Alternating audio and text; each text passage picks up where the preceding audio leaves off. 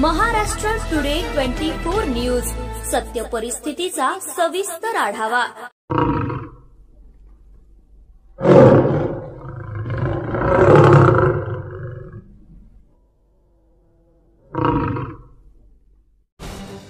बिबट्याच्या हल्ल्यात मुलाचा मृत्यू झाल्याची घटना शिरूर तालुक्यातील पिंपरखेड येथे रविवारी दुपारी 3:45च्या सुमारास घडली।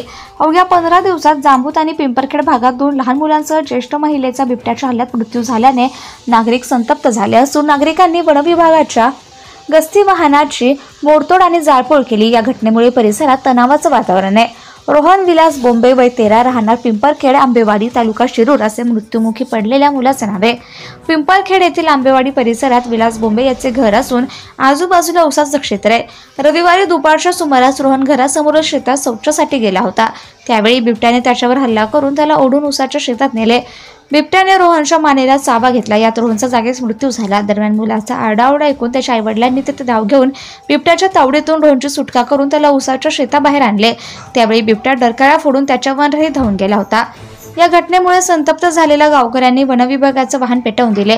दरम्यान शिरूर आंबेगाव खेड जुन्नर या भागातील वाढत्या बिबट्यांची संख्या लक्षात घेता केंद्र सरकारने बिबट्या निवारा केंद्र उभे करून बिबट्याची रवानगी निवारा केंद्रात करावी अशी मागणी म्हाडा सभापती आणि माजी खासदार शिवाजीराव आढळराव यांनी केली।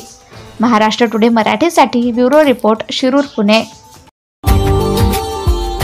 Subscribe now and press the bell icon. Never miss an update.